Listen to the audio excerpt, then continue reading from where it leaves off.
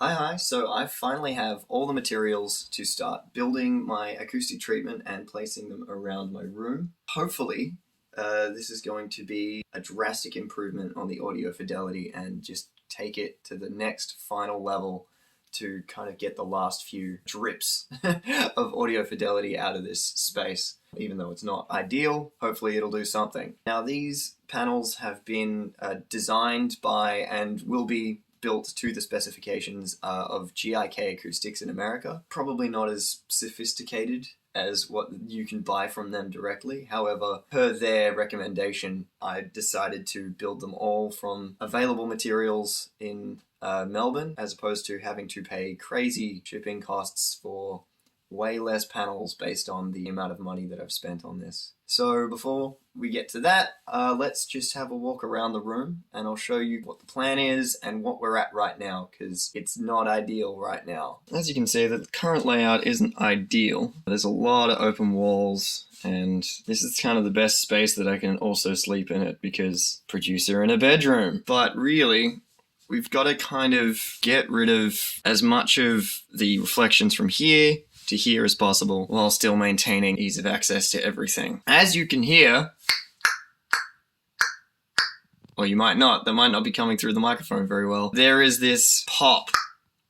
That's me clicking in the background. I don't know if you can tell. That ringing is what we're going to try and get rid of, because that's in a really terrible frequency for mixing, particularly guitars and things. So the plan is, on this wall, we're going to put a lot of these panels on this wall. There's 15 of them, 2 in the corner, 5 across the front, another 2 in the corner, 2 in these corners, and 2 along the bottom. I think that's 15. I'm really bad at maths. 10, 11, 12, 13. Sorry, it's 13. And then we've got 6 of these panels, which are open-faced, and there's going to be 1 there, 3 above my head, another one there, and then we've got a spare one which we're going to try and squish into that corner just to absorb any first reflections coming from these speakers. And finally, we have these sorts of panels. This is 5 of them next to each other, which are going to be on the back wall, and they're in a pattern that's been recommended by GIK Acoustics. And I'm going to have 5 of them on the back wall with another one squished in the corner, and then every other panel in the room, which is 1, 2 up here, 4 up there, 1 there, and 1 in that top corner as well, and another one on this door, are all going to be variations of this binary diffusing pattern. And it's called binary diffusing pattern because you define whether the pattern is open or closed based on a binary code, like 1 1 1 1 1 1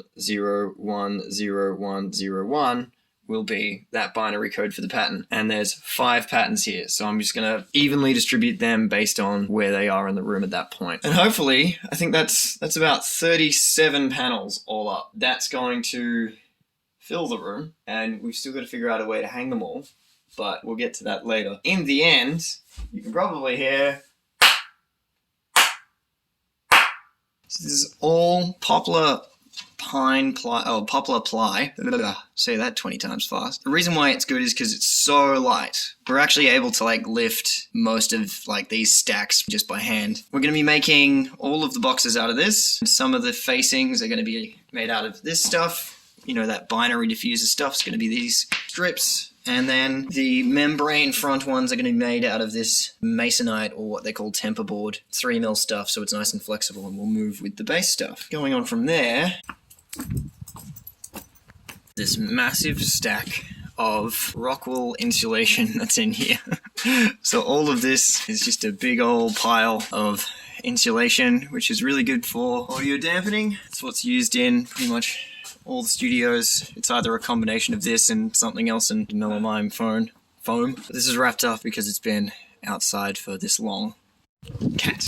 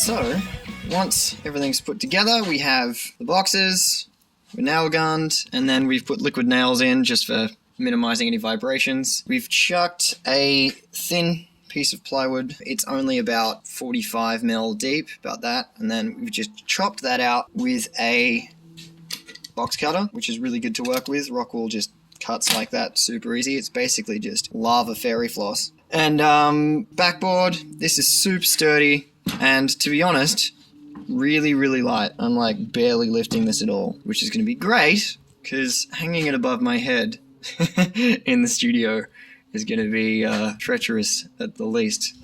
But yeah, this is looking really good. Even outside, you can basically hear how close my voice is and how little it absorbs even in a carport. First one basically done, this one's ready for wrapping.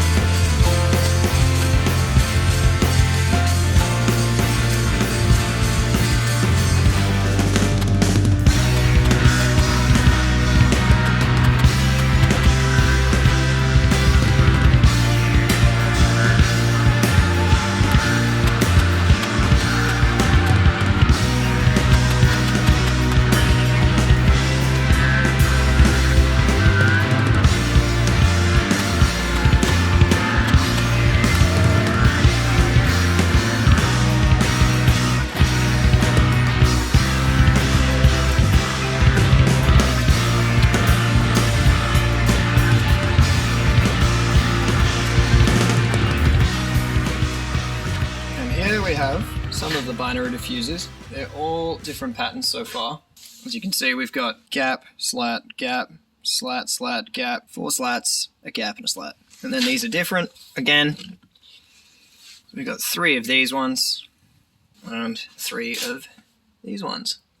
So currently, if I can read it, these ones say C, these ones say E, and this is a D. So we've still got 4 of the B slats to make, and we've got 4 A slats, 3 C slats, 2 D slats, and 3 E slats. And that should be all of our binary diffusers done. But once these are done, and we do these next 4, then all of the woodwork is done, and we're just down to upholstery, so woo! Always use eye protection when you're making a coffee.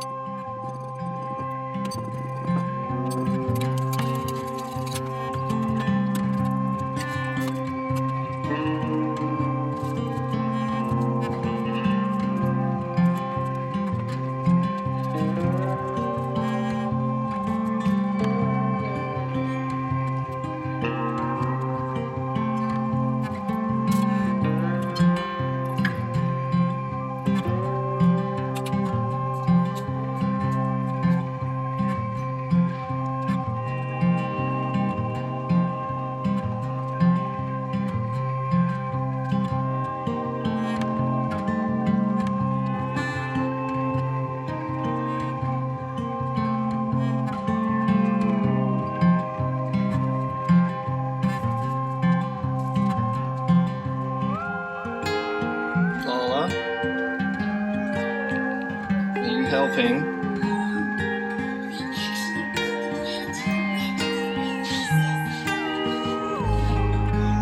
Is this really helping? Yeah, you're clearly helping.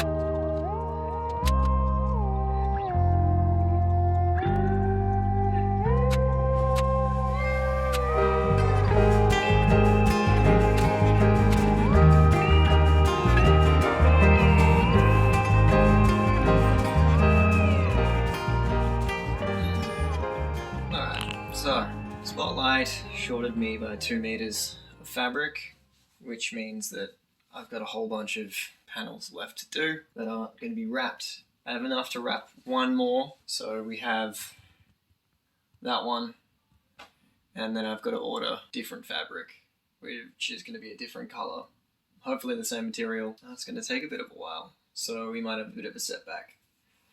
We're still trying to figure out how to mount all this stuff, so we should be okay. But as you can see, we have a whole stack of ones that are ready to go. Big week.